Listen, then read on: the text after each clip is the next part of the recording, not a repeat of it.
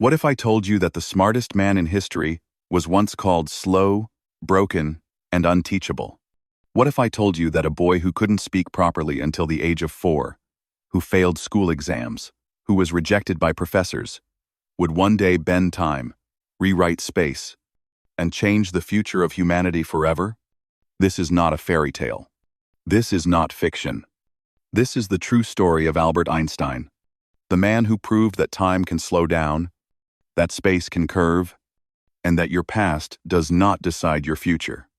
Stay with me, because this is not just the story of a genius. This is the story of every person who was ever underestimated. Albert Einstein was born on the 14th of March, 1879, in the quiet town of Ulm, Germany. From the very beginning, something felt wrong, at least to the adults around him. Albert didn't speak like other children. He stayed silent. He stared into space. He repeated sentences under his breath. Relatives whispered, "Something is wrong with this child." Teachers complained, "He is slow. He does not pay attention." By age 4, Albert still struggled to speak fluently. By age 7, he questioned everything. And that made adults uncomfortable. In school, memorization ruled. Obedience mattered more than curiosity. Albert? He questioned authority. He challenged rules. He asked why. And the system hated him for it. One teacher famously said, "Einstein, you will never amount to anything." Let that sink in. The man who would unlock the secrets of the universe was told he was a failure before life even began.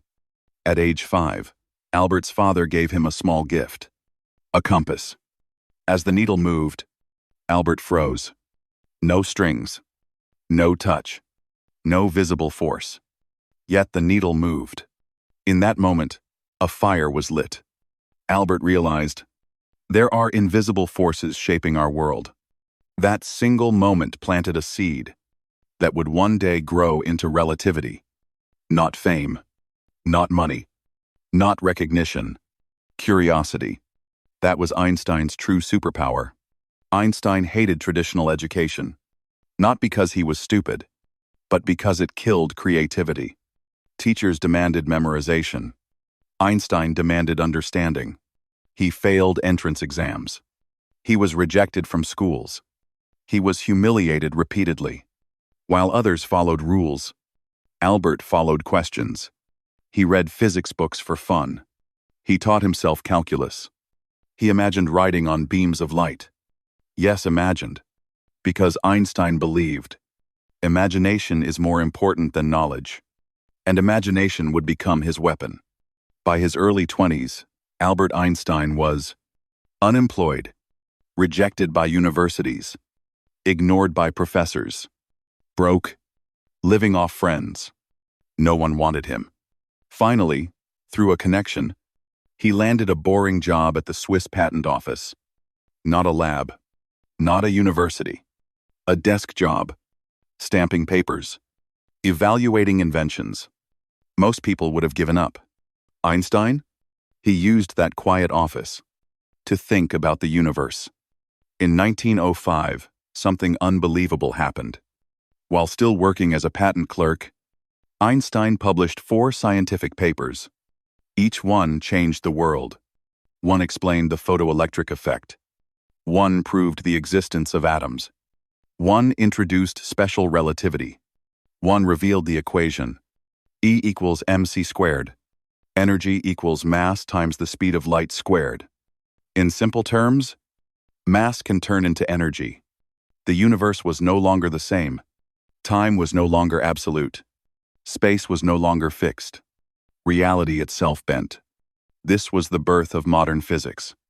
And almost no one noticed at first. 10 years later, Einstein did something even crazier. He asked, what if gravity is not a force, but a curve? Thus was born general relativity. According to Einstein, massive objects bend space. Time slows near gravity. The universe is flexible.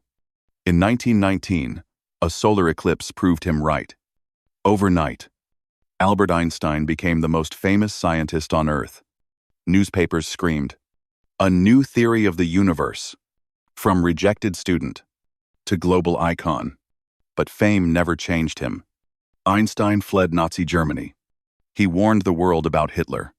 He moved to the United States. In America, he became more than a scientist. He became a voice. He spoke against racism, war, nuclear weapons, blind authority. He believed science, without morality, was dangerous. He once said, "The world will not be destroyed by evil men, but by those who watch them without doing anything." Albert Einstein died in 1955. No wealth obsession, no ego, no luxury, just ideas. Ideas that power GPS systems. Ideas that explain black holes. Ideas that shape modern technology. But his greatest message wasn't physics. It was this: you are not stupid. You are not broken. You are not behind. You are just different. And when the world finally accepted Albert Einstein as a genius, something unexpected happened. He didn't stop. Fame didn't slow him down. Awards didn't satisfy him. Applause didn't silence the questions in his mind. In fact, the more the world praised him, the deeper his questions became. Because Einstein was no longer trying to prove himself. He was trying to understand reality itself. Einstein stared at clocks differently than everyone else. To the world, time was simple. 1 second, 1 minute, 1 hour. Tick, tick, tick. But Einstein asked a dangerous question. What if time doesn't pass the same for everyone? He imagined a man riding on a beam of light. If you could travel at the speed of light, would time freeze? Would the universe stop? From that imagination came a shocking truth. Time slows down when you move faster. Time slows down near massive objects. Time itself can bend. Meaning, two people can experience different realities at the same moment. Time was no longer universal. Time became relative. The universe was no longer a machine. It was alive, flexible, strange. Einstein's equations revealed something disturbing. Gravity was not just a force pulling objects. Gravity was space bending itself. Mass told space how to curve. Space told time how to flow. And then came the terrifying implication. If an object was massive enough, space would curve infinitely. Time would slow to zero. Light would be trapped. A point of no return. Einstein didn't like this idea. He believed nature would never allow such madness. But the math didn't lie. Years later, scientists gave it a name: black hole. Einstein never lived to see one. But the universe proved him right anyway. Einstein was not arrogant. He was afraid. Afraid of what humanity might do with his ideas. Afraid of how power without wisdom could destroy everything. Then, history knocked on his door. Nazism rose in Germany. Einstein, Jewish, outspoken, intelligent, became a target. He escaped to the United States. America welcomed him. But the world was heading toward war. And Einstein knew something others didn't. If mass could become energy, then energy could become destruction beyond imagination. Einstein signed a letter to the U.S. A warning. Germany might be developing a new weapon. A weapon based on his equation. That letter changed history. It led to the atomic bomb. When Hiroshima and Nagasaki burned, Einstein felt crushed. He did not build the bomb. But without his ideas, it would not exist. From that day on, he carried regret. He once said quietly, "If I had known what they would do, I would have become a watchmaker." The man who bent time was broken by it. People often asked him, "Do you believe in God?" Einstein never gave simple answers. He rejected religion built on fear. But he rejected atheism built on arrogance too.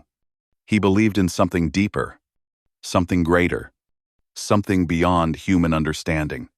He said, "I believe in Spinoza's God, a God revealed in the harmony of all that exists." To Einstein, God was not a person in the sky. God was order. God was logic. God was the laws of nature. And the universe was a masterpiece waiting to be understood. Old age slowed Einstein's body, but not his mind.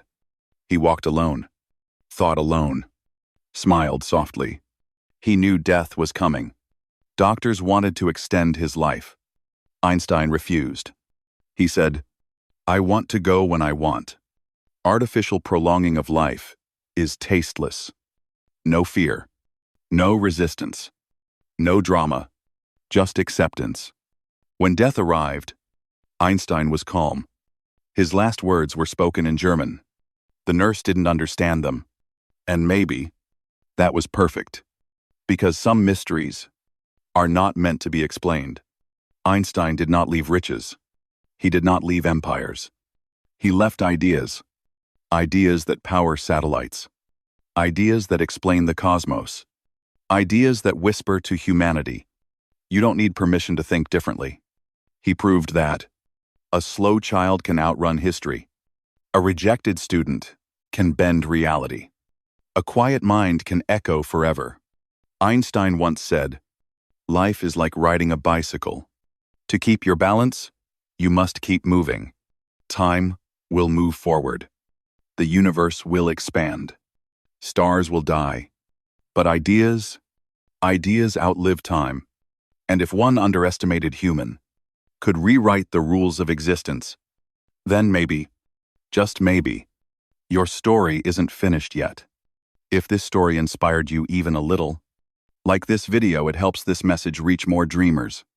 Subscribe, because stories like this can change lives. Comment below.